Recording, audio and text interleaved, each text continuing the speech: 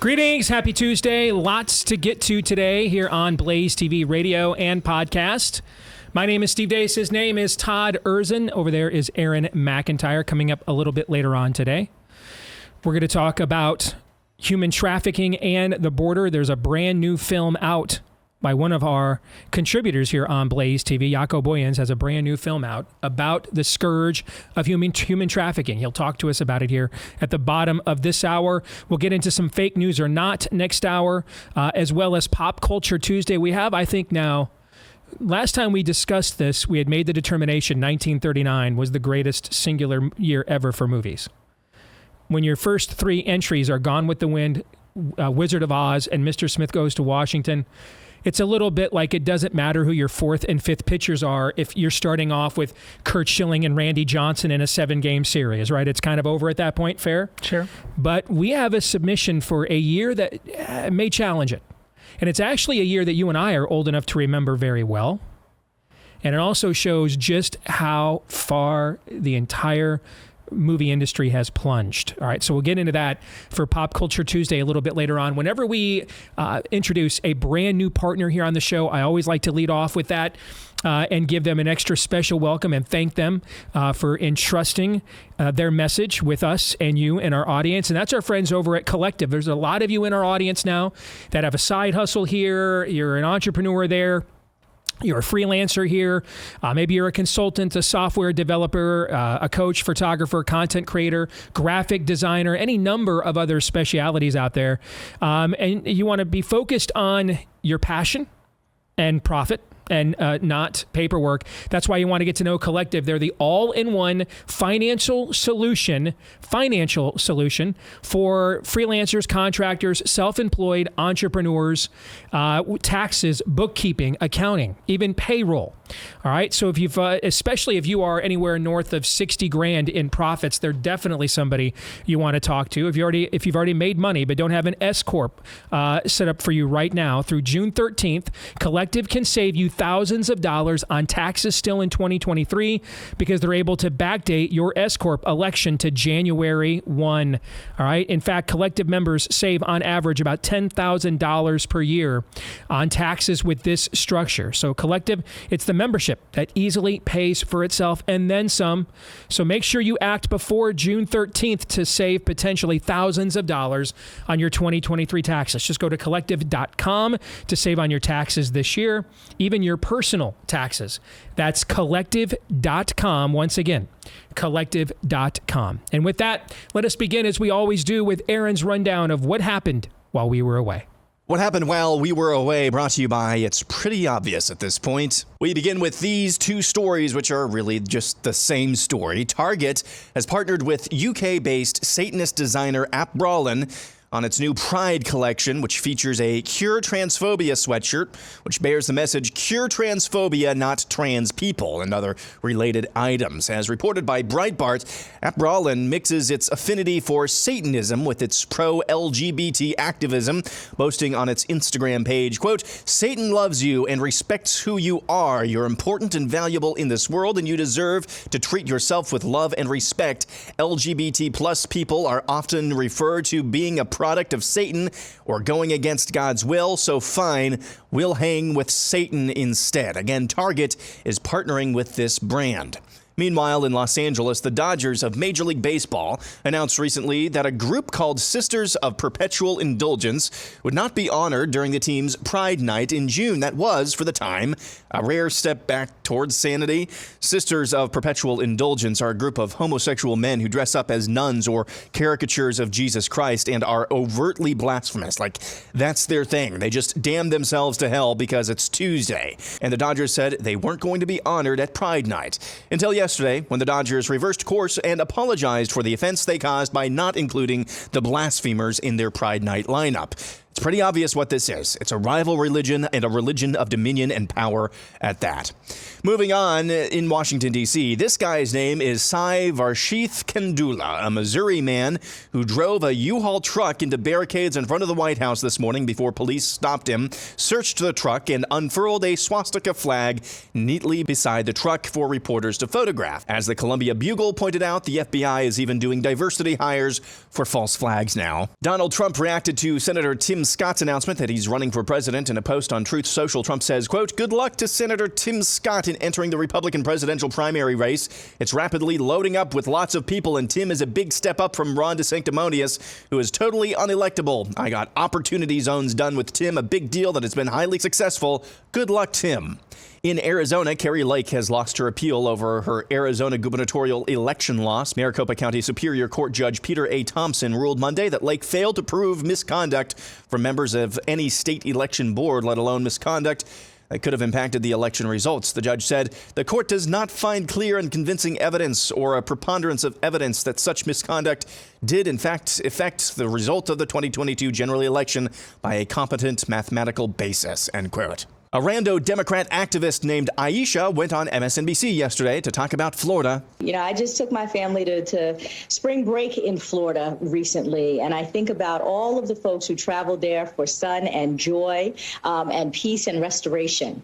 And to be reminded that actually this is getting to the point where Florida is about to be a terrorist state to many of us here in America. Certainly as a lesbian, as a black woman, I don't want to have anything to do with the place. Is anybody home? Check out this headline from USA Today. A shortage of black sperm donors is causing families to wait for years, spend thousands of dollars, and compromise on the race of their children. For those of you listening, the photo USA Today chose for this story is of what appears to be two black women, but you can't be too sure these days. Things that make you go, 50 U.S. senators recently were issued satellite phones for emergency communications. That's according to reporting from CBS. We're also just now learning that in April, somehow, 60,000 pounds of the powerful explosive and fertilizer ammonium nitrate went missing on a rail shipment from Wyoming to California. Everything's perfectly all right now. We're fine. We're all fine here now. Thank you. How are you? And finally, at Steve's request, I want to share this video of Iowa State Senator Kevin Olans. And if you don't think medical freedom will be a major issue in the Iowa caucuses, think again. Hello, this is Iowa State Senator Kevin Olans. I want to talk today about the upcoming presidential elections and the opportunity I have to do an endorsement. The two candidates that interest me are President Donald Trump and Governor Ron DeSantis. I think they've both done exceptional things. I want to talk about President Trump. Leading up to 2016, he was not my first choice for president, and I started, skeptical in his presidency, but he quickly won me over with his steadfast commitment to speak truth to power in his own way, to fight for his campaign pledges, things like border security and tax reform. He nominated 3 very constitutional judges and got them confirmed to the Supreme Court. And so he delivered a significant number of things, starting, obviously, first, reversing so many Obama administration bad, disastrous policies. But the really significant thing is he did all that facing an onslaught of attacks and smears and fabrications and lies against him, his appointees, his administration. It was just the weight that he carried and the attacks that he had to bear was significant and frankly unprecedented. I can't think of anybody else who could have stood that test and been willing to come back and to continue to fight for our country even to this day. I have one concern. The pandemic that we went through and the resultant vaccines that were introduced and ultimately forced upon the American people was unconstitutional. I was in the U.S. military when the mandate came down, and each of us were given the ultimatum: take this experimental shot against your will, regardless of your concerns, or be terminated, or maybe even dishonorably discharged. That, to me, is medical tyranny that is poised to, it's already in the process of destroying lives and destroying our country. I want to hear Trump pledge to speak truth to that power and to take on this unholy alliance, this collusion, if you will, and with that as an objective, I am confident that we really can make America great again. Again, that's Iowa State Senator Kevin Alonz, and that's what happened while we were away. Aaron's Montage brought to you by our friends over at Taiga Coolers. Spring is here. Summer is just around the corner. So now is the time for it is Taiga Cooler season. Taiga Coolers are heavy duty, built to last coolers. They come in lots of colors. They can even be customized for personal or corporate gifts and events. Last summer, I need to bring it in now. The movie's out. I think I can show it to people. Last summer, they made me a really cool customized nefarious one.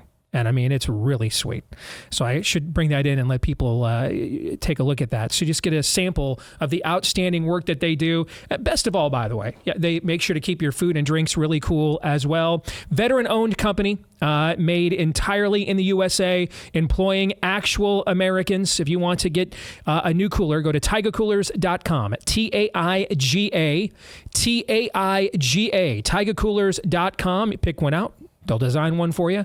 TaigaCoolers.com and put in the promo code Steve for 10% off. TaigaCoolers.com, promo code Steve for 10% off. And yes, they come with a lifetime warranty. Coming up in today's Overtime, we have the latest in our Twitter poll on the presidential field. We will be discussing Nikki Haley's candidacy today. The Twitter results of what our Twitter following thinks of her as a potential candidate are in. We will discuss them later today for Blaze TV subscribers at blazetv.com/Deace. We will upload it there for you later today. And that is also where you can go to become a Blaze TV subscriber if you're not yet one at blazetv.com/Deace. Just $10 a month. All right, let's get to the montage here. And one of the things that discourages me the most is feeling like discussing things of futility, that we earnestly don't have a chance to change. And the two biggest challenges of my job, aside from my own personality and sinfulness, and we all bring those challenges to any endeavor because we all have a personality and we are all sinners. So the two biggest challenges, the two biggest things that I tax myself with besides myself and my at times not likable personality and my ever-present sinful nature that still, as 20 years as a believer, loves to come out every now and then. All right, so that Romans 7 wrestling match that Paul describes, we all go through post-conversion. The two biggest challenges in this job is, number one, how do we even know what we're commenting on is true? What's actually true? I mean, when I started this gig, I patterned myself after the two people I listened to the most in different genres growing up. In sports, it was Jim Rome, and in politics, it was Rush Limbaugh. And both of them had very caller-driven shows. And so we originally did, Rush would literally have a stack of stuff, and a lot of times it was him commenting on the news that was printed in places like the New York Times, the Washington Post, CNN. Think about that. The assumption was that at least the information in there might be factually true, if not necessarily the spin on it or the way it was presented, but that if it said that it would actually say 3 + 3 = 6, and then it would come up with why that's racist, okay, and that'd have to be unpacked and unspun, but at least it would admit that 3 + 3 is 6. Doesn't even do that any longer. So how do we know what we're commenting on is true? Here's the other thing that's a challenge for me. What is worth my time? And therefore, what is worth yours?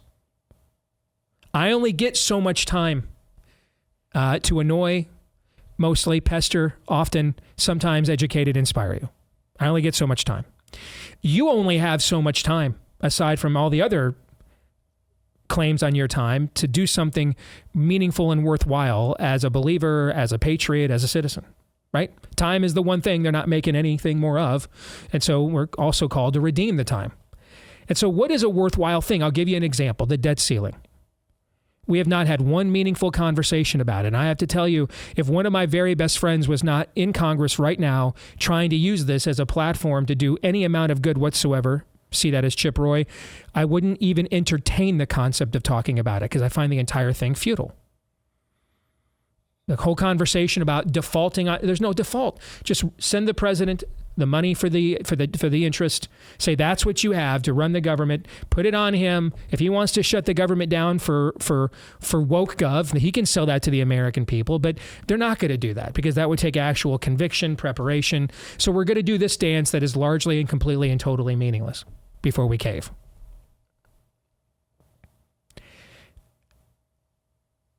And so what is, I think that we often, I mean, like Title 42 is another great example. Do you know the origin of Title 42? Do you know where it came from? So after President Trump had massive border surges too, he had historic levels of border surges. We have forgotten that. It's just we have gone from historic levels of border surges to an outright invasion under his successor. He kept, being told by federal judges with their universal injunctions. It's a term universal injunction anywhere in the Constitution, by the way. No. But he kept being told he couldn't defend the border. And of course, we have to do what the judges tell us no matter what they tell us, right? Todd, the judges told you, put a gun in your mouth and pull the trigger. It's a universal injunction. It was nice knowing you. Just as the founding fathers said. Indeed. It was nice knowing you. And, hopefully, try to do it outside the studio. We can just have a new setup here. We don't want to have to clean up. And your successor, obviously, doesn't want to have to sit in your shrapnel there of brain matter. But they can't do anything. The judges told us, what can we possibly do? So we didn't secure the border. And so they found this cute way of getting around it during COVID tyranny called Title 42. Did you know that? Did you know that what we're trying to enforce the border is actually not based in enforcing the border, but COVID tyranny? Because the courts that told us we love open borders, suddenly now, when a bunch of people might come over the border with a virus they're all scared to death of and infest their brownstones with it, suddenly now we love border security. And so here's Title 42. Secure the border because of COVID. So even on points that we're trying to argue on the right side, we're actually giving in on the premise of the entire argument. Do you want to make an argument about the long-term sustainability of literally anything they try to do to us over COVID? Did I get into this business to say, let's use premises like that as a means by which we're going to defend our way of life? That seems futile to me. Correct. Because eventually you'll run into the Pharaoh who knows not Joseph and says, well, Title 42 is still in effect. Here's now what I think it means. How you like them apples? So what isn't futile? Where can we actually make a difference? There are two stories at the top of Aaron's montage where a difference could be made. Where people listening in this audience could make a difference. And then a place where people listening in this audience probably can't. But there's another area where a difference could get made. I was responding to the Dodgers story last night. Someone sent a note to me and said, just give up pro sports altogether. They're all gone, complete idle. Let's assume that that's even true. His response was, get out and enjoy nature and hiking. Have you looked at the ESG scores and the DEI pages of literally every outdoor retailer in America? You know who's got a new diversity and inclusion page on their website, by the way? Red America's beloved Bass Pro Shops. I actually just went and checked that out this morning. There's literally nowhere you could go. There's nowhere you could go and buy, unless maybe a local place in your hole-in-the-wall place where someone that owns a local business is saying no. But anywhere else that you would like to go, it's not even possible to not be tainted. The cancer has metastasized to this level. Now, the challenge for us, though, is we're also not given the option of, well, I guess that means let's just not fight at all because it's beyond us. If your worldview begins with the premise that a dead man walked out of a tomb, rolled a 2,000-pound stone away that concealed him in a grave, and he got up and he walked out like it never happened, like a frickin' boss, and that was after he descended into hell. If that's the start of your worldview, futility and hopelessness is not an option. Sometimes dumbassery is, though. Sometimes we get really mad, and I'm pointing at myself here. I do this. You guys have listened to some of these shows over the years, maybe last week. Sometimes we get really mad and think And we end up doing what our opposition does. I emoted, therefore I am. I emoted, I got outraged, and so therefore I did something. No, you didn't. Sometimes you did. Most of the time you just got mad.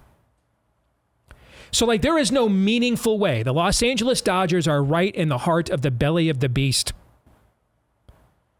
There is no meaningful way to protest the Los Angeles Dodgers. There just is not. If there were, they wouldn't have made the genuflection, because that's what they did. You're dealing with a religion. They're acknowledging the national religion. They went against the national religion. 80 years ago, when we had the Hays Code in Hollywood, they would have kicked the nuns out. There would have been a massive backlash, and then the nuns would have just thrown out the first pitch in the very next home game. They'd have written an exact letter like that via typewriter, put it out as a press release, and it would have been an apology to the church. But that was the national religion then. This is the national religion now. They did the math. We're on the losing side.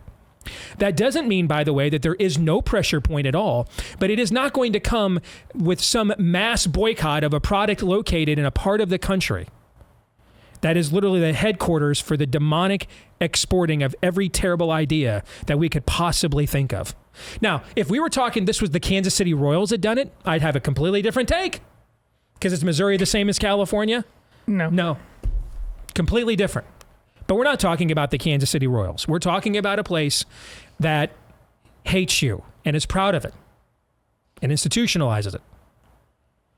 So here's the pressure point, though. There's nobody who's Catholic on the LA Dodgers. Nobody. Not a single player, not a single member of the front office, not a single member of the coaching staff. Nobody is. Or a Christian at all? Nobody is. I find that hard to believe too, don't you? I do. Yeah. So you didn't end the Gladiator games with a mass boycott and a mass protest. One believer walked out of the stands named Telemachus one day and said, "In the name of Christ, forbear." Now, they killed him for it, but he did successfully stop the Gladiator games, did he not? He did. See, there's the math. An unwillingness to suffer anything. I mean, I don't even know. What is the minimum salary? I'm going to look it up right now. Minimum salary Major League Baseball in 2023. $720,000. Just that's your minimum for being on a roster. $750,000.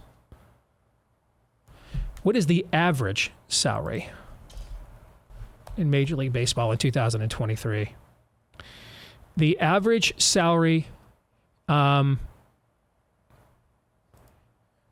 me see, look this up.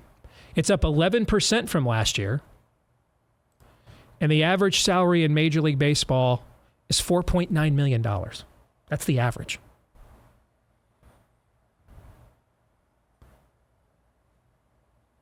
There's nobody that's made enough money. Nobody that can stand up and say, "Yeah, I'm not a part of this." See, that's the pressure point. I mean, imagine if it's a star player. Nobody? Okay, mammon it is then. You've chosen your Lord. That's where you have a pressure point. Now, in the Target thing, this is where the Gen Pop has a pressure point. Because there is one unique customer that a chain like Target relies on more than anybody else. And all of you in this audience have one or know of one, might even be one. She's called Mom. We had a day for Mom, didn't we? Recently? We did. Yeah, we did. Yeah. Mom. Mom can say, hell no. That they'll feel. There's a pressure point there.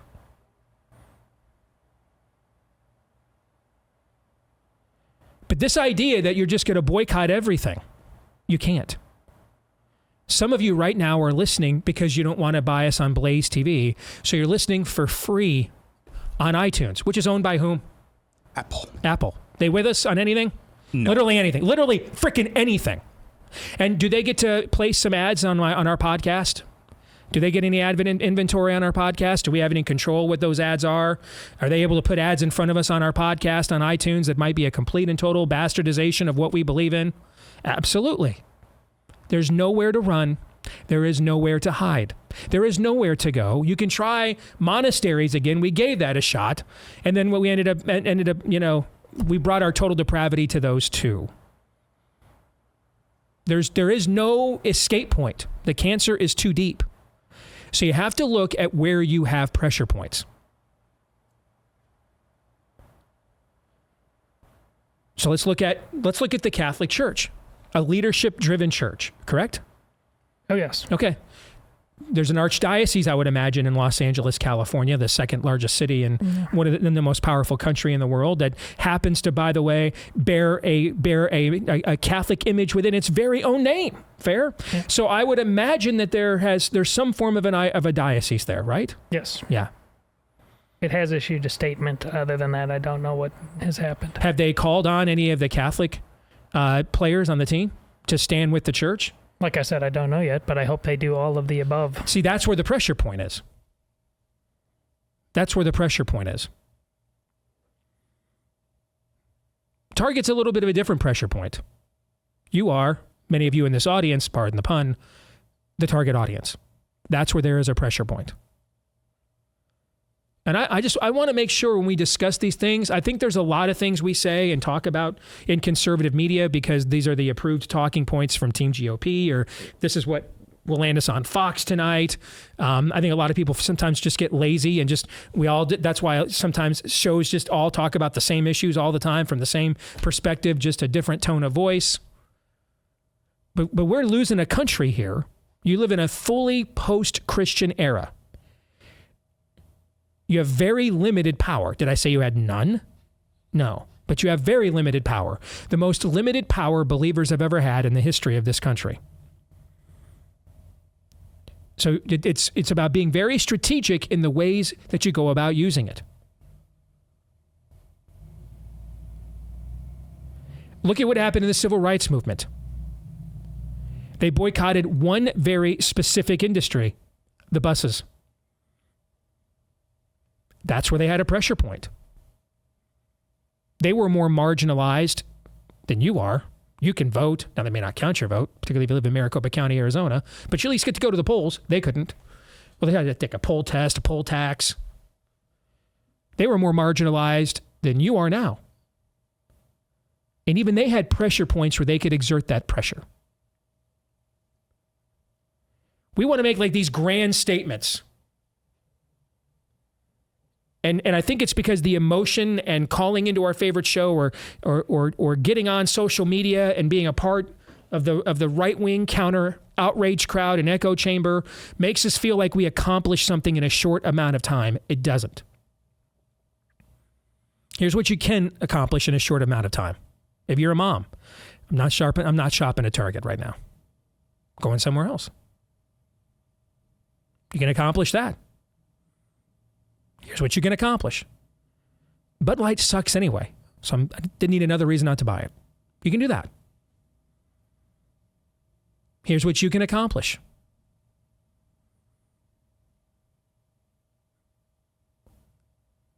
I'm a Christian on the LA Dodgers, and I'm not signing up for this. Good luck to you, though. Already made millions of dollars. I mean, we can't get the guys whose average salary is $4.9 million.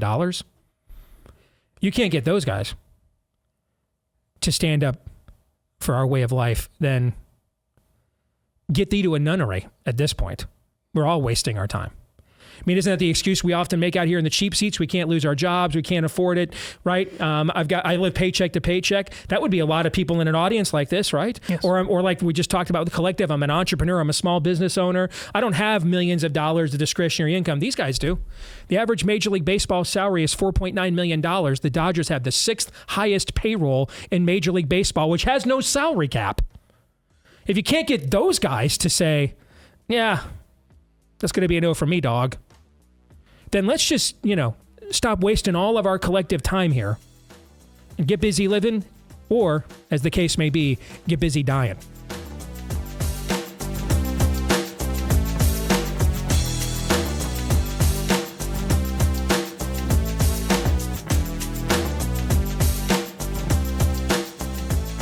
If you are unhappy with your current glasses, particularly if you've got progressive lenses, what do I mean by that? It means you're a little far, a little near. That would be yours truly.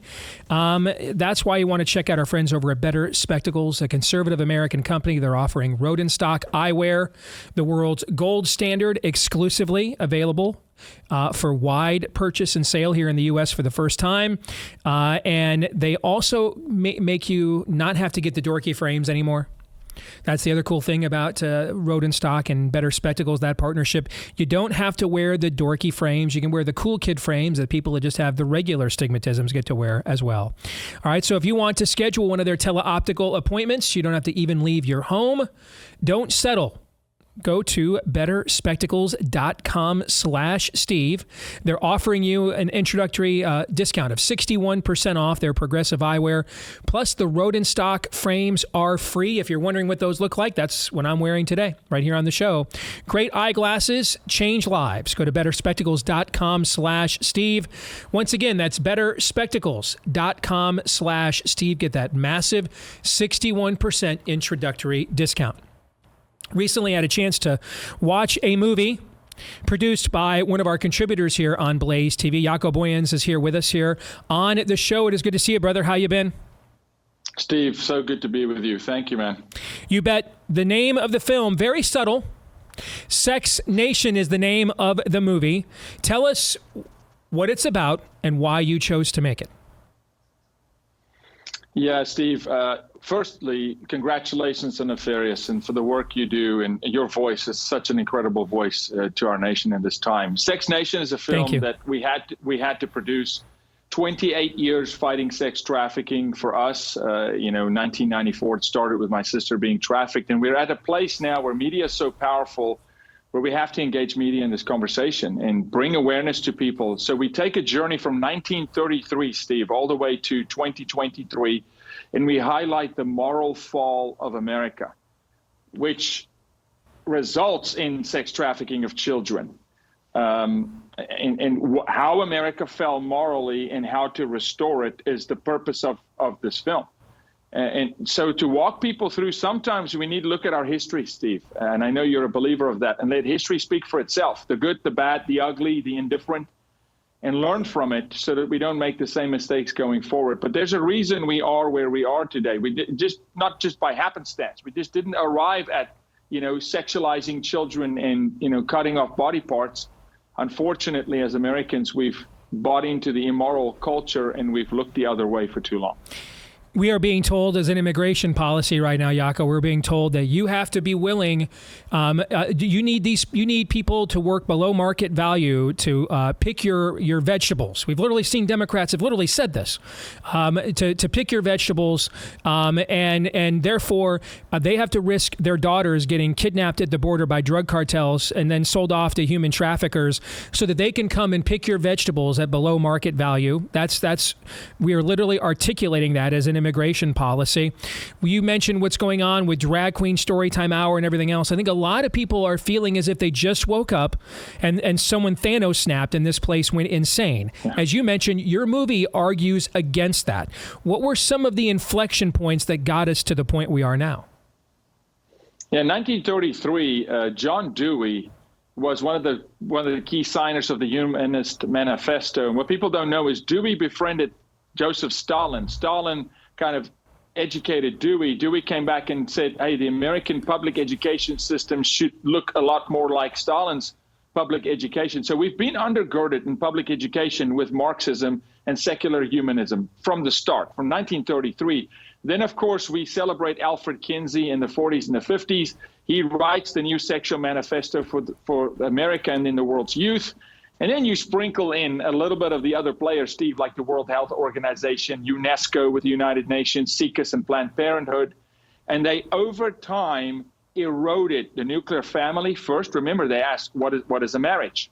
Should it be a husband and a wife? And then it became, well, love is love. And then it's no prayer in schools. And then it is, well, how many genders are there? And then it's, what is a woman? And now it's, should you have the body parts you should have? It doesn't just happen overnight. And unfortunately, the Christian conservative movement or the conservative movement in America has stayed silent for too long. We've given the pinky as they take the arm, as Satan does, as evil does. And evil comes to steal, kill, and destroy. So we highlight these markers in history to shed light on this is what happens when you don't act in the moment. You know, the Bible tells me for a time such as this, Steve, and this is our moment. This is our time to be responsible with what God's given us, to steward it well. And liberty, justice for all, freedom, this nation, America, is one of those things he gave us as a gift. Because I was born in South Africa. I know what it looks like when you live in a true nation that's racially torn. And I know that today, the race baiting going on in America with the transphobia, with emasculating men, the fatherless epidemic, all these things are tethered together, Steve. But for some reason, sex and sexual immorality is the great divider. It shreds families. It rips them apart. And so evil knows when you attack a child with immorality, you literally will destroy the future of a person. And if you do it enough, the future of a nation. One of the things I found fascinating about your film is it does deal with these historical tipping points, as you and I were just discussing, and you were laying some of those out. But much of the film is actually first-person testimonials from those who have been either directly caught in its nexus, who bought into its lies, were desperate enough to submit to them, or were forced into them, and just to hear their stories of the havoc that was wreaked in their lives, the damage that was done in their lives. It takes a lot of these meta themes that we are discussing on a philosophical level, and it makes them very personal. Yes, and one of those people in the movie is Ilonka, my sister, and her story is riveting. You know, when there's a moment in the movie when she talks about how she had not seen God's creation for over 15 years, and literally did not smell, see color. She talks about not seeing an oak tree in her yard until she's finally liberated and set free. The demonic stronghold that's on an individual that's sexually traumatized is almost immeasurable, Steve. So this is why I say we may have lost a generation here. Society does not know what happens to a 5-year-old when you sexualize them, or when a sick parent vicariously lives through a child and radically alters that child's life with gender modification, or pushing the child in a direction. The effect is severe. It's physical, it's metaphysical, it's biological, it's emotional, and more importantly, it's spiritual. Sex is a spiritual act. There's not a single culture on earth that does not consummate marriage through sex. Everybody recognizes the power of two becoming one. So evil knows that too. So these testimonies by the afflicted, the survivors, but also the law enforcement, nurses, attorney generals, just a gambit of 45 different interviews saying, look, this is the reality and the effect of this scourge. So where do we go from here?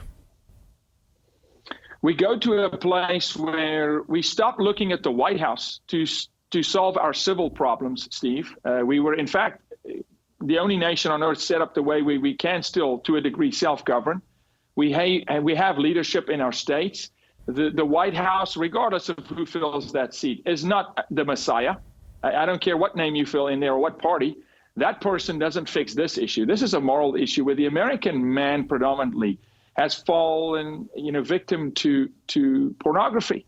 And we've bought into it. We're normalizing it in the church. So first step is walk away from immorality. Get help if you need help. Walk away from pornography. That alone will curb demand, because pornography creates demand for sexual exploitation. And then if you see something, say something. Speak the truth. This is the truth hour for America, Steve. It's the greatest opportunity, I believe, maybe in our country's history, to actually present the truth boldly, completely at risk of your social status, and compromising. The book I follow, the Bible says, deny yourself. that self-preservation mechanism that wants to kick in when we don't speak the truth. Speak the truth. Final thing I want to ask you about, brother, and then I want you to make sure everybody gets information on how they can watch the film. All right? You and I are from the same generation. We are the firstborn generation of the sexual revolution. We are the first full-fledged porn generation in America. It was, rampant everywhere you looked growing up. It was rampant everywhere in high school, rampant everywhere in college, well into my adult years. All these various influences. There isn't a singular home in America, my own included. I mean, my wife and I met in a hookup chat room on America Online. I don't even remember what it was called. It basically was Pagans and Heat. Okay, there isn't a single household in America that has not been tainted by the specter of what you just laid out.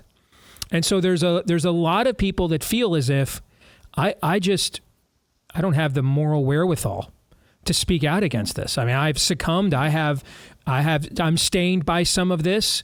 I've indulged in some of this. It is just chronic and rampant, and it's metastasized in our generation.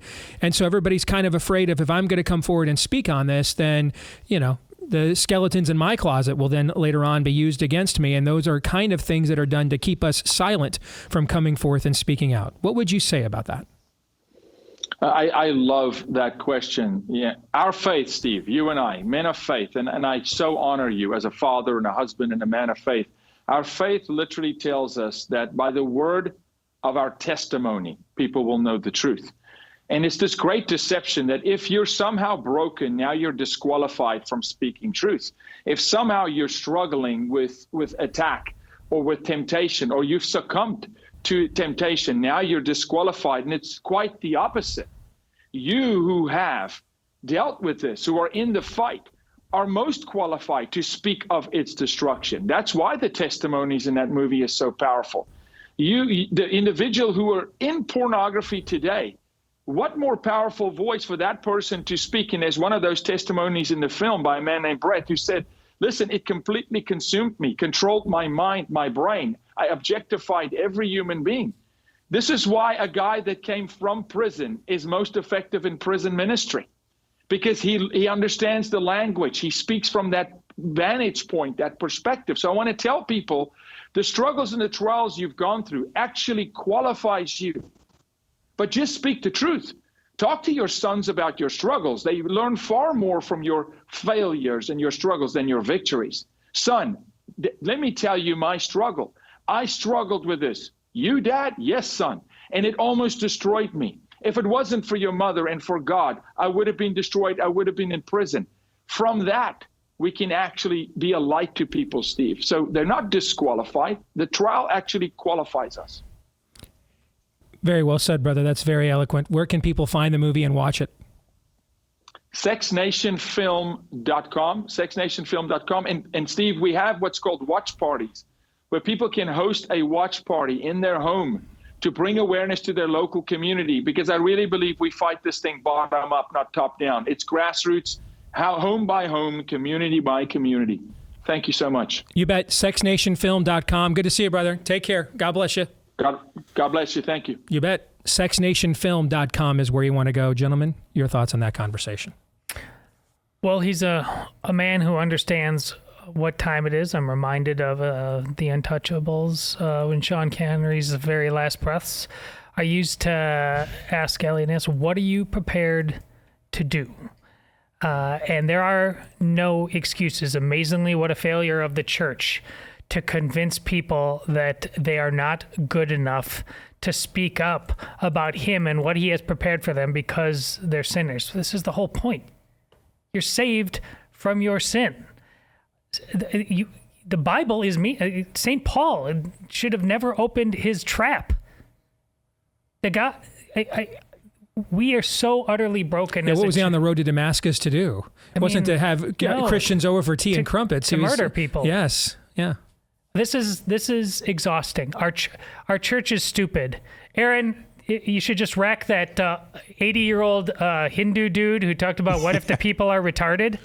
Honestly, folks, the church right now is deeply, deeply retarded if it thinks that you think you're defined as being dead in your sin by your conversion. That's the exact opposite of the truth. You're supposed to be shouting from the rooftops to all that you know, stranger and friend alike. We got to fix this fast. And I don't think we have enough time to do it, even if we do it fast. Yeah, what Jaco said towards the end there, shout it from the mountaintops. The shame that people feel because of the skeletons in their closet, that is not of God. That is not of Jesus. That is of the devil. The devil tries to use the shame that you feel in order to silence you. There's a difference between being unashamed, which is when Christ takes that shame away from you, and being shameless, which is what the other side does and is. Okay? Never, ever, ever, ever buy into the lie that because of your past or what you may have done in a past life, that you are unqualified to confront and speak truth. To confront evil and speak truth. Never buy into that lie. It's one of the most dastardly lies that the enemy can ever tell us.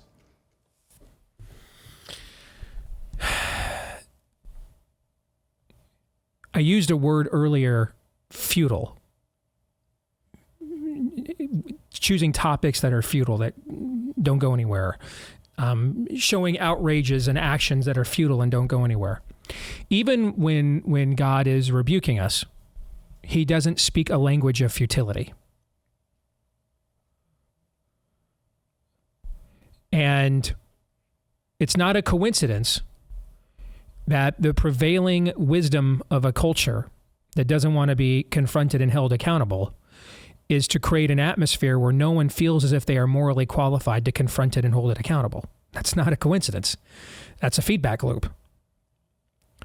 And the reason why it works is because it's true. There is no one within the sound of my voice that is morally qualified to hold anybody in judgment or accountable. For all have sinned and fallen short of the glory of God. So, in essence, it's a believable lie because it comes from a kernel, a mustard seed. Maybe that's a better expression. A mustard seed of truth. You don't. I don't. Todd doesn't. No one within the sound of my voice can say, I am the defining arbiter on morality. Follow me. And the guy who wrote most of the New Testament said, follow me as I follow Christ. And that's why making secular political arguments won't work. Only pointing people back to their Creator and Savior will. Hour 2 is next.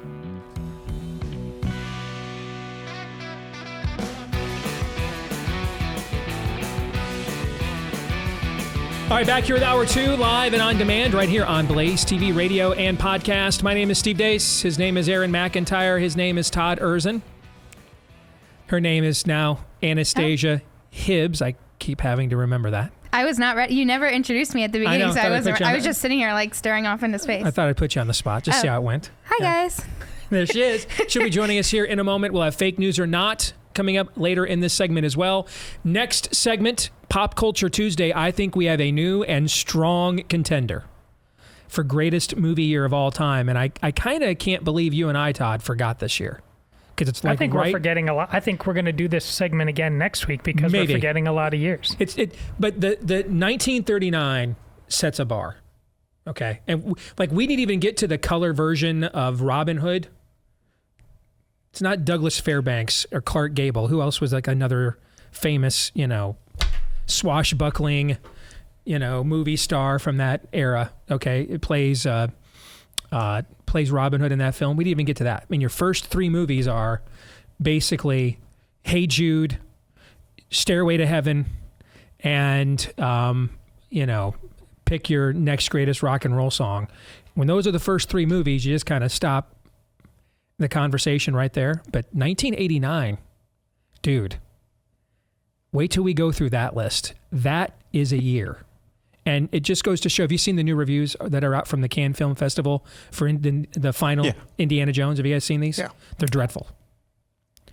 And keep in mind, this is There's a reason they took their woke Indiana Jones film and debuted it there. If there was a crowd that would be fine with decrepit Han Solo, Harrison Ford, essentially needing to be rescued by, divorced from his wife, that it took him 30 years to get him married. They finally did. In Kingdom of the Crystal Skull, they're divorced now. And his goddaughter has to rescue him throughout the entire movie. If there was an audience anywhere in the world that would be like, yes, this is our version of Indiana Jones, it would be the Cannes Film Festival. And even they're like, this is dreadful. And why is Indiana Jones such a puss? That's literally the reviews. And Cannes. What do you think American audiences are going to think when they see it? I don't want to know the answer to that question anymore. I don't know that I should even, I just... Hence my silence. You know what? I don't know. Again, I forgot this isn't America anymore. Some of my residual Gen X, we're America, bitch, jingoism still taints my soul, forgetting that that country doesn't exist anymore. It is gone. So you're right. I mean, we're going to actually applaud it and think this is the Indiana Jones we have long been waiting for, right? That might happen. That may happen. Indeed. We'll get to that, though, at the bottom of this hour. First, we'll get to a word about Patriot Mobile. I know a lot of you are dying for the emergence of the parallel economy. Well, it's not going to happen overnight. Thankfully, though, one place where it has happened is with a product we all have to use these days, our mobile phones. And that's why you want to go over to Patriot Mobile. They're America's only American mobile phone company left. And now if you make the switch, they can give you access and coverage to all 3 major networks. You can make the switch anytime you need to for free. You move to a part of town and one network is weak where you are. You move to another part of the country and one network is weak where you now live. You want to make that switch. They will make that switch for you anytime you want and for free, because you made the switch to Patriot Mobile. If you want even more discounts and you're a veteran or first responder, let them know. They've got extra ways of saying thank you for your service when you go to make the switch. If you're just a regular old American like me, free activation today with the offer code Steve if you make the switch at patriotmobile.com/Steve. That's patriotmobile.com/Steve, or you can call them at 878-PATRIOT. Again, that's 878-PATRIOT. And now we welcome her in. Good to see you again. My firstborn, Anastasia. How you doing, Princess? Good. How are you doing? You know, people around the office have started calling me Princess, so thank you for that. Yes. Do you like that? No, because it's like only for you. No. Okay. Well, you know what? I appreciate that. Thank you. Yeah, you're welcome. Thank you very much. I thought I'd butter you up before the game. You're going to make me watch TikTok videos, aren't you? I don't know. We're going to have to wait and see. All right. Well, we're going to see right now. So what are we doing? So I thought I'd try something new. So I have a new game for us to play. Okay. So it's called Who Am I? So this is how it works. So I'm going to read 3 clues as if I'm that person. And then you guys have to try to guess who that person is. So if it was for you, I would say, I am a conservative media host. Okay, that would be clue number 1. And then you would be like, I like Star Wars. You know what I'm saying? Like, sure. So clues like that. Okay. Okay? Okay. So then, so then we'll go through those. Okay. How does that sound? All right. And if we get it wrong. First one. Are we racing to... Are we racing to answer? Or are you asking? Yes. So you want to be the first person to answer. Okay. And I have 3 of them. And if whoever answers first, if they're wrong, pain, correct? We'll just have to wait and see. Okay. All right. Okay? Okay. So, first clue. I was more successful on the football field than in the classroom, but went on to graduate from the University of Delaware. Joe Biden. That's correct. Yeah. Yep. I figured who else knows anything about playing at the University of Delaware? I mean, what are they known for? Do you guys even know their nickname? Mud Hens? Blue Hens. Blue Hens. You're close, though. The Mud Hens are the AAA affiliated Detroit Toledo Tigers. Mud Hens. Mash. The Delaware Blue Hens. Yep. But I figured it had to be Joe Biden if it's a University of Delaware reference. I didn't know that his middle name was Robinette. You didn't know that that's what Joseph R. Biden means? Well, no, I thought it made me be a little bit more masculine, but I probably should have not overestimated. He wasn't always what you see now. There once was a fully functioning person there. Okay. Okay. Person 2. First clue is I celebrated a bar mitzvah. Clue number 2. I have a passion for pediatrics, specifically adolescent medicine. Clue number 3. In my 40s, I made a drastic life decision that was the catalyst to my divorce. Oh, the artist formerly known as Bruce Jenner? That is incorrect. Oh, no. I'm glad you asked. This is worse than whammies on Press Your Luck. People who identify as abrosexual are fluid with their sexualities. What? Like gender fluid, abrosexual friends one day might feel pan, but then the next day they might feel asexual. And a week later, they could just be gay. Their sexualities are fluid. Does this mean they're fluid with all the sexualities? Some. Every abrosexual is different. And we love our abrosexual friends. Do you love your abrosexual friends, Dad? I may ask my friends to cut me after watching this. Train my brain to kind of shut off during these TikToks. It's just like the parents on what Peanuts. I try, but I can't. Todd, your thoughts on what you just watched? I just tried to figure out bar mitzvahs and divorces, and I went there. Bruce Jenner is solving not the riddle. Jewish. No. Do you want the bonus clue? Sure. I did this but I wanted to save it till after. Wait, if I get it, do I still have to? Do I have to watch another one if I'm wrong?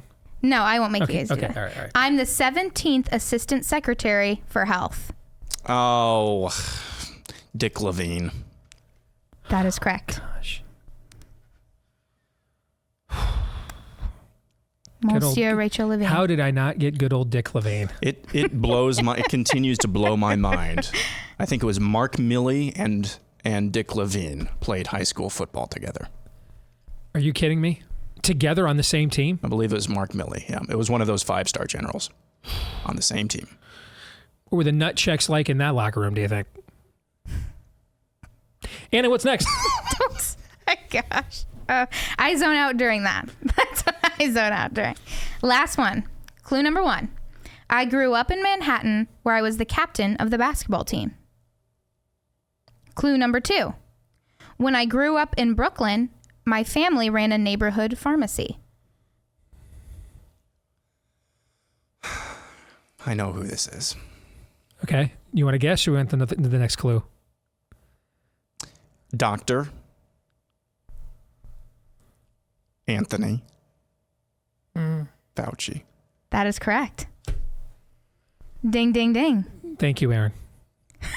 Thank you. Aaron came in clutch on that one. He did. I mean, I was not thinking Anthony Fauci, captain of the basketball team. No, he's... No?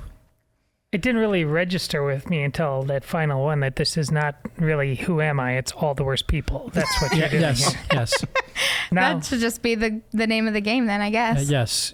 These are your demons. Instead of this is your life, these are your demons. Yes. Your, demonic profiles of the rich and famous. Yes. All right. Good to see you, Princess. Thank you. Thank you. All right. Let's get to Fake News or Not, brought to you by our friends over at Birch Gold. The fact is, there is just one asset that has withstood famine, wars, political, economic upheaval, government debasement schemes going all the way back to biblical times, and it's gold.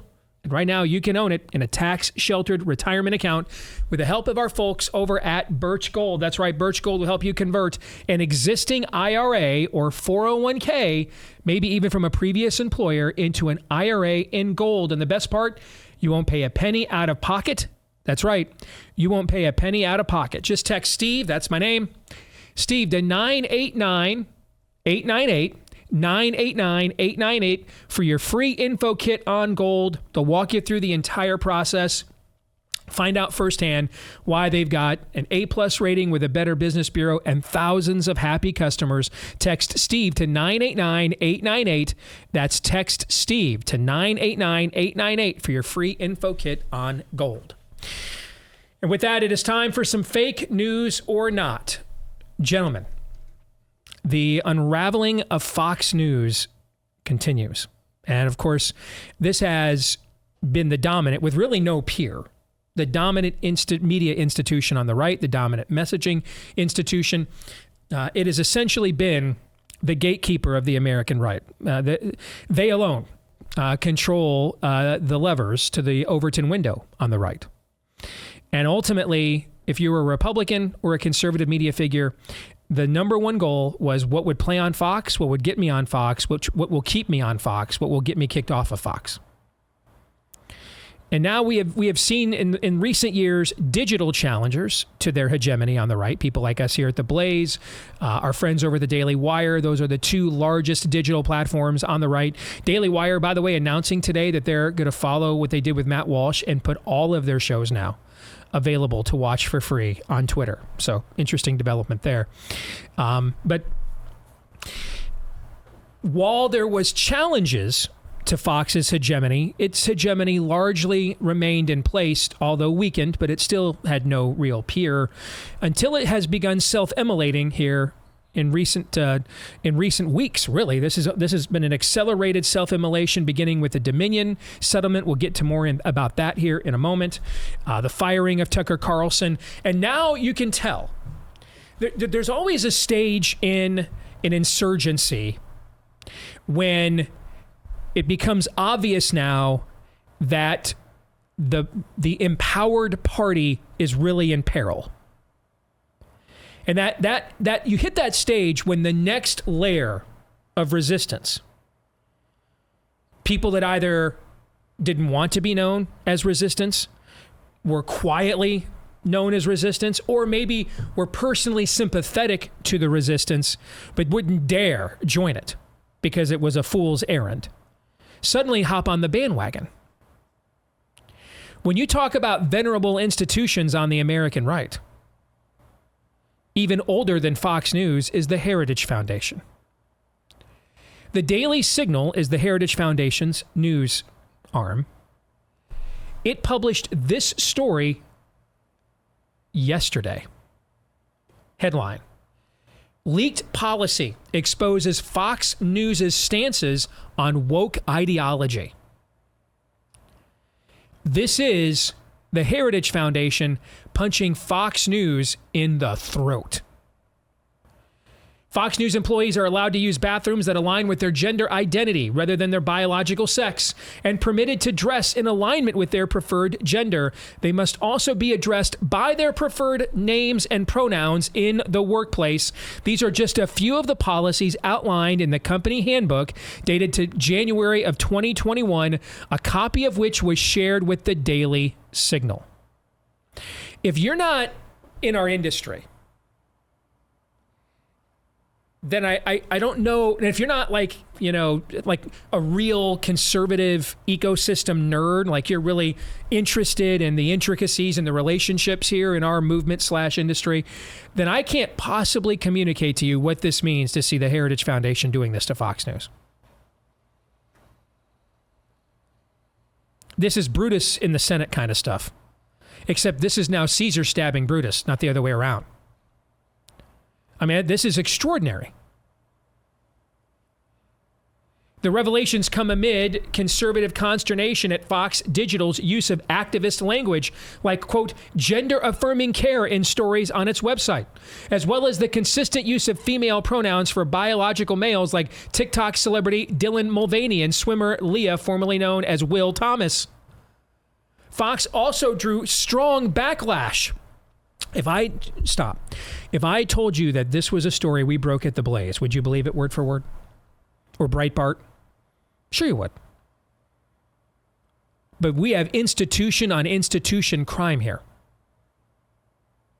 Fox also drew a strong backlash for a June 2022 on-air segment praising a child's gender transition as, quote, an inspiration to others, end quote. I was one of the people that helped with that backlash last summer, as a matter of fact. That segment briefly depicted California State Senator Scott Weiner, a far-left Democrat who led the move to soften sex offender registry requirements for sodomy and minors. Folks, this is language in the Heritage Foundation. This sounds like the language we use on our show, doesn't it? Mm-hmm. And highlighted the activist claim that a child might commit suicide if he or she is not permitted to transition. Dana Perino is who did this segment. I remember watching it live at the gym. I watched it live at the gym, came in here and went and got home, went off on and on social media, came in. And we talked about it that very day. It was last June during, quote unquote, Pride Month. They want you to think it's this place that supports traditionally conservative values, a former producer for Tucker Carlson Tonight told the Daily Signal. But in reality, they're pushing this nonsense behind the scenes. That's a quote.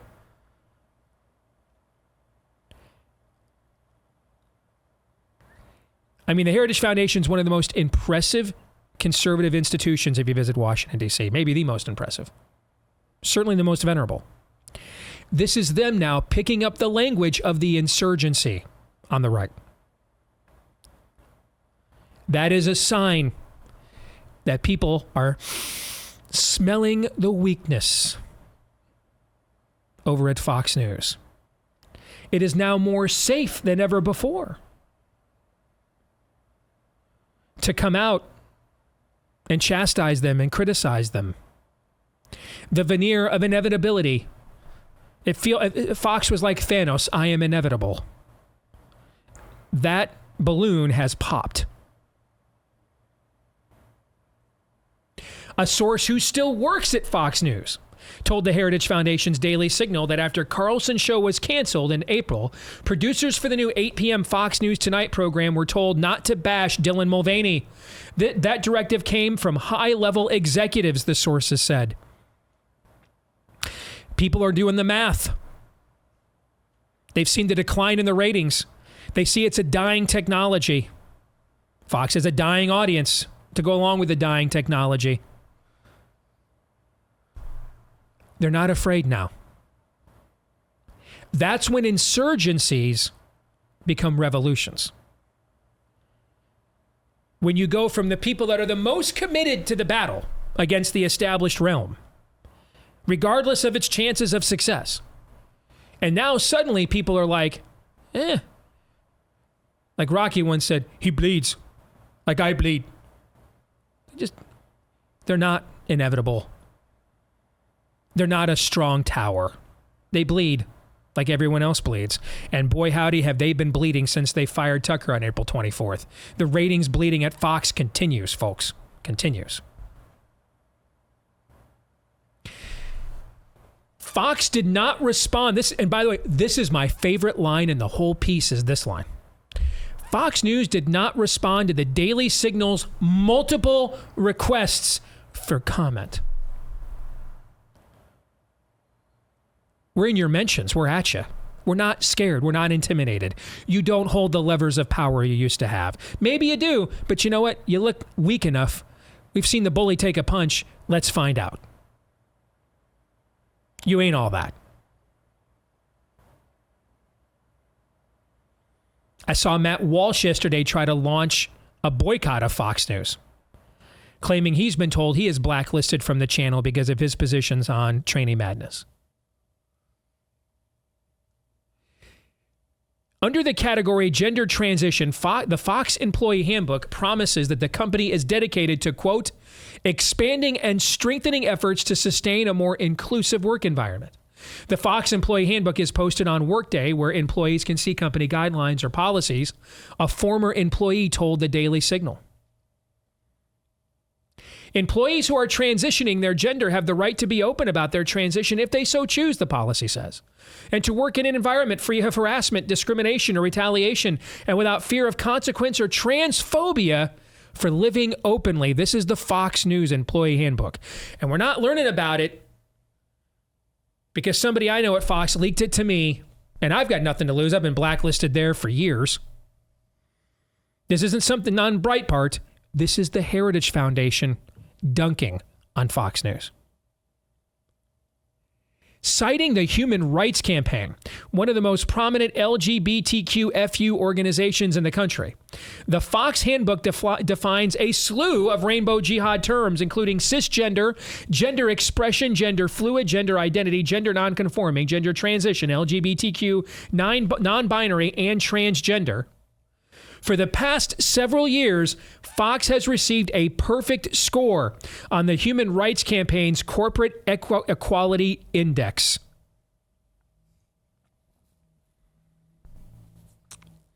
Quote, Fox News devotes hours of programming to attacking woke companies, but ironically, Fox is as woke as the rest of them, end quote, another former Fox employee told the Daily Signal. This is escalating quickly. People smell weakness. They're losing their fear. And that's the thing that any bully has, is fear. That's the only thing that any bully has, in the end, is fear. As if this all wasn't bad enough. Yesterday, Chadwick Moore, who is about to release an official sanctioned biography of Tucker Carlson in July, posted this video on Twitter. Hey guys, Chadwick Moore here. I'm the author of a new biography about Tucker Carlson titled Tucker. I have spent the last year researching and writing this book, and during that time, I've gotten to know Tucker, his family, his friends, and his staff very well. In fact, I've gotten to know Tucker the person, not the caricature that his enemies try to portray. I was working closely with Tucker when he was taken off the air by Fox. And as some of you know, I was also a regular on his show, and I happened to be a guest on the final episode of the show, which was on April 21st. I've also seen the monologue that Tucker planned to deliver on Monday, April 24th, before his show was abruptly taken off the air. That monologue dealt with, among other things, investigations around January 6th, and particularly Ray Epps, the only person captured on video inciting people to violence at the Capitol that day, and allegedly an FBI informant who still has not been arrested or charged. Ironically, a good part of the monologue also dealt with the people and forces that are trying to silence him, like AOC and others in government. It has now been reported that his firing was a condition demanded by Dominion as part of the settlement with Fox. Although Dominion has denied this, my sources have intimate knowledge of the situation, and they have assured me, even before this news leaked, that that is in fact the truth. Wow. Reaction. What do you think, gentlemen? So what, in terms of fake news or not, what is the question? Is the demise of Fox News as a hegemonic force on the right greatly exaggerated, or are we witnessing it in real time? It's greatly exaggerated. Because as you've put into context relating polling and why it doesn't matter because of both Iowa and New Hampshire, and you've mentioned several times, most people aren't paying attention yet. It's one thing for everybody to give up, and this has everything to do to me with the claims of boycotting Major League Baseball or the Dodgers, as it were. It's like, how serious are we? Well, it's like with Bud Light. Bud Light was, quite frankly, it was easy because you just slid over to Coors Light. You weren't really giving anything up. You can tell with how Megan Basham and Allie Beth Stuckey are trying to beg moms to give up Target. That's going to be a little bit harder. And the same with this stuff. Once the presidential election starts, then let's see how those ratings go. I got to be honest. I don't believe people are going to walk away from Fox News in the middle of all that. I think they should, just like I think they should. All of the UCCB, the Catholic bishops, should all say, no, we're not just boycotting the Dodgers. We're boycotting Major League Baseball. You're all in this together. That's an option. Are we going to try it? I'm not holding my breath on that front, nor on this one. I love everything the Heritage Organization pointed out. But let's be honest. All of those shills and all of those GOP politicians, are they going to say, yeah, I'm not appearing on Fox News during this presidential campaign when I'm given the chance? Come on, man. So we'll see. If they're dying during a presidential election with DeSantis and Trump in it, then we know. Then it's right. But I think we all know what's probably going to happen. Yeah, they're tanking right now. Those ratings are going to go up. What do you think, Aaron? So I want to give, this doesn't change or diminish what you said about the Heritage Foundation and their importance and in reporting this, but I want to give her propers as Mary Margaret Olahan. I think she's one of the best digital journalists, reporters on the right now, and she's the one who wrote this story. So I want to give her her kudos that I think are well deserved. Indeed. Thank you. I think Todd is absolutely right. Still, the boomers are still here. They want their Fox News. They want that. The relationship with their television, I don't think, is going to change until really generationally we move on. And I'm not saying that, I don't mean to say that flippantly or have that sound flippantly. Fox News with a particular demographic is still going to be just fine. The production value and the medium of transmitting that production value is still very, very popular and hard to beat, again, amongst a certain demographic. Now, where this becomes a little bit more murky in my mind, just how committed are they, though? So I'm talking about the market that they're serving right now being generational. It's the boomer market. Just how committed are they, though, to finding out how big of a market there is for boomers who want to get their news about how bad the left is from trannies? They're going to find out. They seem to be bound and determined to find out how big that market is. And I don't think, I don't know. I hope it's not very big. So just how far they push this on air and what their corporate flowchart is and governance policies is off the air, I don't really see this penetrating too much. But then again, I don't know how the Bud Light thing penetrated the zeitgeist to the point that it did, but it did. So I'm reserving judgment on that. But until, again, the status quo changes, it is what it is. I largely agree with your conclusion, but I absolutely believe you are watching the demise of Fox News. Because your conclusion is limited to this presidential election.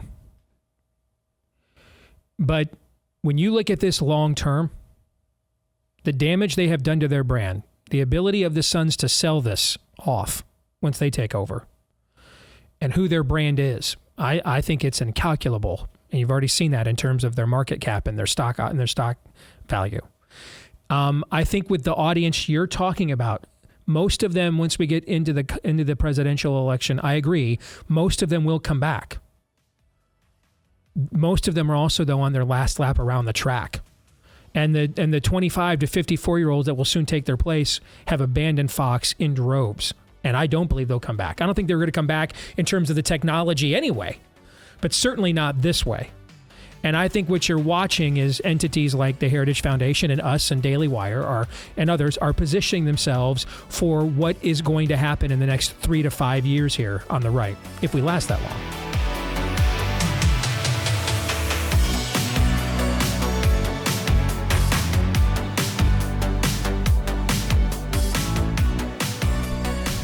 Man, I am hearing from boomers in our audience, guys, that are mad at you. They are at me. and Both of you. Me too. Yeah, they are Fox finished. Okay, I mean, I've heard. I've probably gotten a dozen just in 5 minutes. People that instantly reacted. This one though is my favorite. I loved this one, and I love this guy. Tim the Trucker writes, "The Fox is dead boomers are all here at the Blaze, and P.S. I'm gonna outlive all three of you." That was my favorite one. But I mean, they're still coming in. There's a lot of people that are saying, "No, man, good. Boomers hardcore done. This was the last straw." Even got a note from a Gen Xer who said, "Yeah, I would have thought my parents would have just, basically died watching Fox News, but the Tucker thing was the last straw for them. And so now I'm in the process of getting them onto the internet-only plan with people like BlazeTV." So that is from Frank. So interesting notes. Thank you very much. Also, one other thing before we get to Pop Culture Tuesday is last June, I was invited to go out and do a Reagan dinner for the Montana GOP. And I'm always fascinated when Republican Party people invite me to speak at official GOP events. Because it's always for one of two reasons. They just did not do their homework and don't know what they're getting. Or they did, and that's why I'm here. And I think it was the state attorney general or assistant attorney general was our host, Amy and I's host. We were out there last June. Beautiful country, by the way. I mean, it was absolutely gorgeous. And I said to him, you know, what do you want me to do tonight? What do you want me to say tonight? He basically said, well, frankly, we brought you out here to unleash hell. Wake people up, let it rip. So I did, man. I mean, I went up there, you know, for about 30 minutes. I don't even remember what I said. I just remembered it was lock and load. And I hope it had some form of a positive influence, because I'm getting all kinds of notes about what's been going on in Montana in their legislative session so far this year. Montana has just, here's another one. Montana has just banned minors from attending sexualized shows on public property, as well as drag queen storytime hour in all public schools and libraries. And it was just signed, this bill, into law today. So there we go. All right. Pop Culture Tuesday. This has become quite the debate. What is the greatest movie year? Singular year of movies. And we had, this came up on Buy, Sell, or Hold last week. A gentleman suggested 1994, and we all agree that was a pretty hell of a year for films, okay? But then we had some other suggestions. Then we got to 1939, and thank you for those of you, including my mother-in-law, noting it was Errol Flynn, who was in the Douglas Fairbanks, Clark Gable crowd. That was the other guy I couldn't remember. Errol Flynn, who played Robin Hood in like the first color Robin Hood movie. That was in 1939 as well. And I want to say, did Snow White come out that year too? Is that also the year of Snow White? When did it come out? I know it's right around then, because that we want to talk about adding that one. 1937. Okay, so we're a couple of years later. Okay. So 1939, after we just got through the first three entries, Wizard of Oz, Gone with the Wind, maybe the greatest musical of all time, maybe the greatest film of all time, and then Mr. Smith Goes to Washington, which cemented maybe the greatest movie star of all time, Jimmy Stewart. He's certainly in that. All three of those are certainly in those conversations, right? And we just thought there's no point reading further after that year. That's our winner, right? Okay.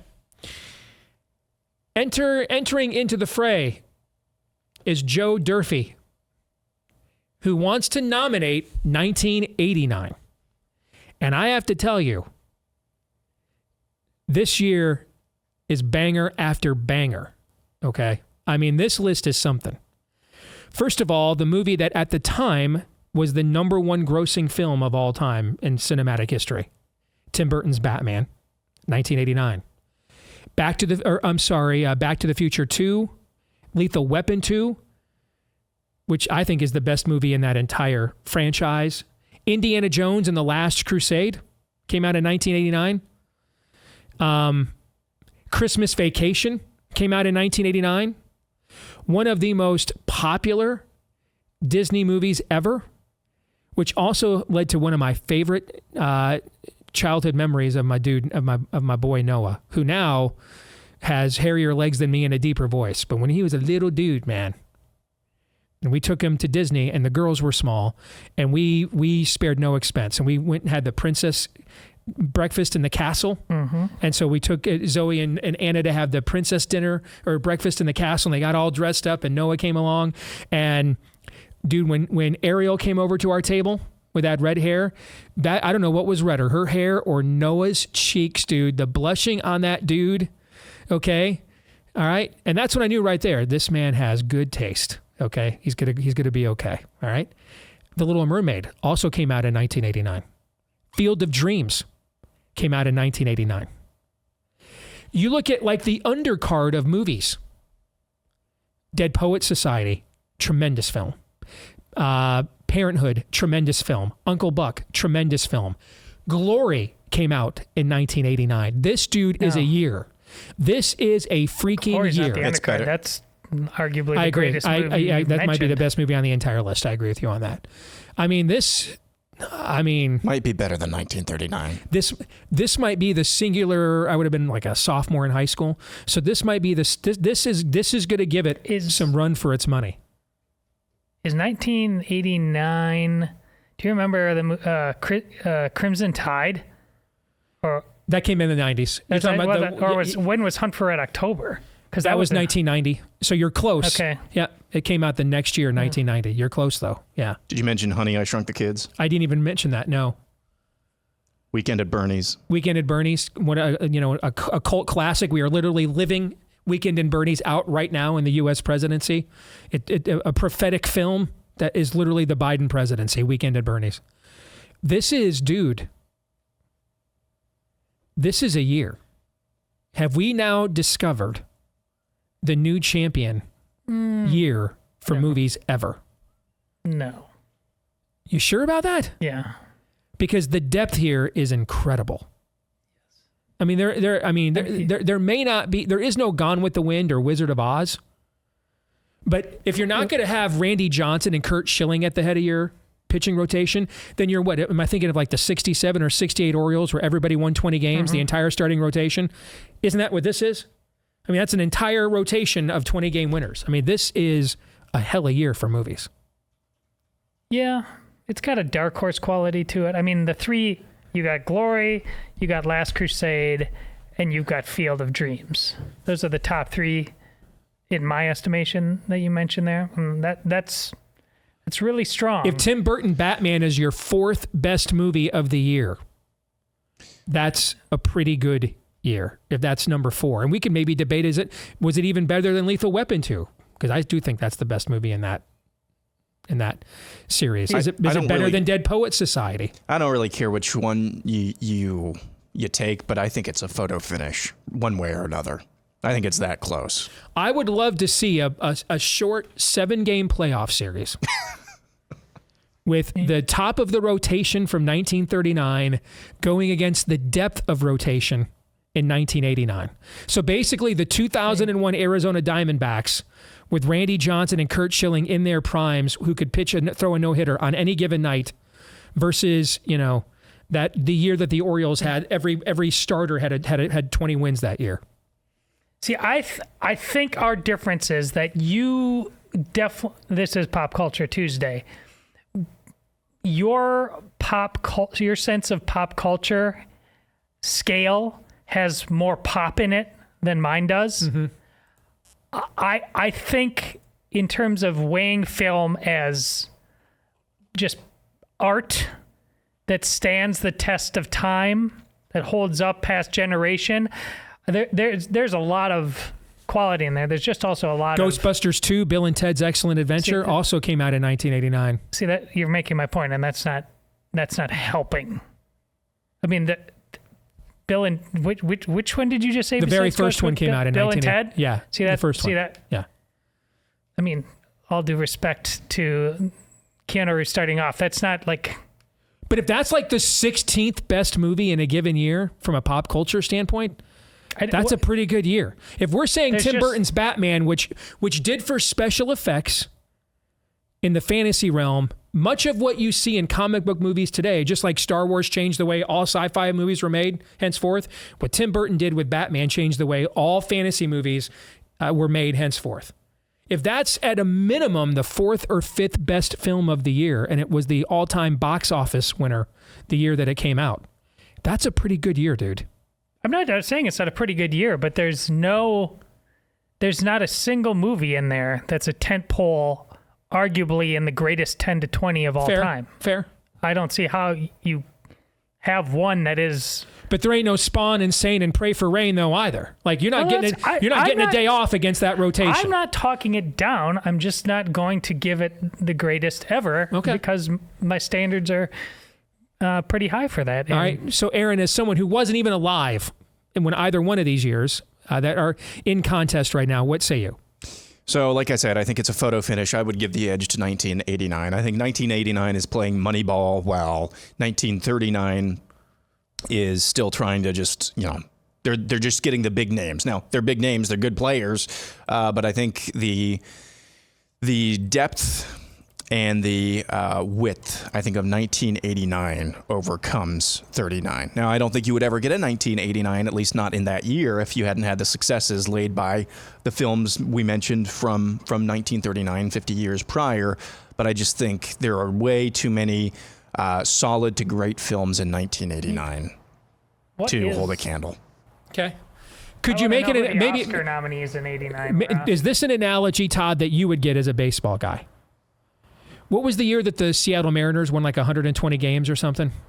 and didn't win the World Series. Oh gosh, I don't know. That's when they had but the early 2000s still had Griffey, still had who was the great DH that they had in that era. I think they still had Randy Johnson, maybe even. I don't know, but maybe this is your team that wins. 1989 is the team that goes out and wins 110, 115 games. And 1939 is the team that goes out there, makes the playoffs, but because of who the start of to the top of the rotation is, wins the short series, right? Or maybe, or you can mix metaphors. 1989 is an NFL team where you just, I mean, they're like a steel curtain. They got Pro Bowlers at every single position. Okay. And 1939 is like a classic World Series team where the top of that rotation is so dominant you can't beat those guys. Yeah, I like that. So now if we're talking 1989, I want to look up 1990 Oscars, right? No, it should still be the 1989 Oscars. What? Yeah. Are you sure? So Rain Man is 1980, or that's 1988. You're right. You want to look up 1990. Well, here's where now, not even. Oh, here, Dances with Wolves. We didn't mention that. Awakenings, Ghost, Godfather Part 3, and so that's Goodfellas. those are all 1990. So you want to. But the Oscars are. Yeah, but they go back. They're retroactive. They're retroactive. They're retroactive. All right. Okay. So if you look at 1989. So Rain Man is also 1989. Really? Beetlejuice is 1989, is what it's telling me here. This guy, he's burying some of the leads here. No, Rain Man is 1988. That's what I thought. 1989. 1989. So here, Born on the 4th of July, Dead Poets, Driving Miss Daisy. He didn't mention that. Yeah, that's a great film. My Left Foot, which introduced everybody to your most hated actor. Daniel Day-Lewis. Yes. He frightens me. He's one of the few men I am literally afraid of. It is, as I've said before, if you're new to the show, Daniel Day-Lewis is like the Burger King guy come to life. He is like a chud. He is like a human being portraying a human being. It is frightening to me. I'm legitimately afraid. It's an undeniably great Tom year. Cruise, Born on the 4th of July, was nominated for Best Actor as well. Morgan Freeman, Robin Williams for Dead Poets Society. Denzel won an Oscar for Best Supporting Actor. Yep. Jessica Tandy for Driving Miss Daisy. You mentioned that already. Mm-hmm. I don't even know what My Left Foot is, but apparently it won a bunch of awards this year. Daniel Day-Lewis played a incapacitated individual. He had to do his turn. I mean, it was impressive acting. It was nominated for Best Picture. Field of Dreams nominated for Best Picture. Dead Poets Society nominated for Best Picture. Born on the 4th of July and Driving Miss Daisy. Those were the Best Picture nominees. All right, so let's do this. Let's go over to 1940 and see what it shows me, okay? Clark Gable did not win Best Actor for Gone with the Wind. Wuthering Heights also came out in 1939. That's what made Laurence Olivier a movie star, was that film. Mickey Rooney was nominated for something called Babes in Stagecoach, came out in 1939. I mean, that's one of the original great Westerns. I don't know, 1939. Hattie McDaniel was the first black woman to win a supporting actress as the servant in Gone with the Wind. The Best Picture nominees for 1939, where are they here? Sound, short subject, outstanding production. That must be Best Picture. Okay. Gone with the Wind, Dark Victory, Goodbye Mr. Chips, Love Affair, Mr. Smith Goes to Washington, Ninachaka, Of Mice and Men, Stagecoach, The Wizard of Oz, and Wuthering Heights. I mean, on that list are some of the most famous movies in the entire history of the genre or of the platform. So you might have swerved me back into 1939. But let's talk about 89 in the last 90 seconds. You and I were in high school. Yes. Look at what has deteriorated just in our coming of age as adults. Mm-hmm. Aaron has never lived in an era where, in 1994, the other year we talked about, you were what, one? Because you were born in 93, right, Aaron? Yep. So, I mean, you weren't even, cognizant of this stuff. Mm-hmm. And I think if you're a boomer and you wonder why the younger generations feel the way that they do and are so eager to move on, It's because if you're a Gen Xer, you went to school. You were still going to school when years like 1989 were possible. And now we live in a country where Indiana Jones needs a goddaughter caretaker and to rescue him and couldn't possibly take care of himself in a walker. If you're Aaron's generation, you're a millennial, you didn't even watch this deterioration. You only know it. You've only seen it. You don't know anything else. And I think that does speak to the sense of urgency here. And why there is a sense that we need to be a lot more aggressive. I mean, even things like movies. These are things that, regardless of how you voted, did you know when you went and saw Indiana Jones and the Last Crusade, did you know how the people that sat next to you in the theater voted? No. Would you even contemplated even asking that question? No. But you all laughed at the same stuff. You're all thrilled by the same stuff, right? You think that just about anywhere you go now, right? Right. No matter what you're a part of or what you're doing. And that speaks to the sense of urgency right there on an anecdotal level. John 3:17.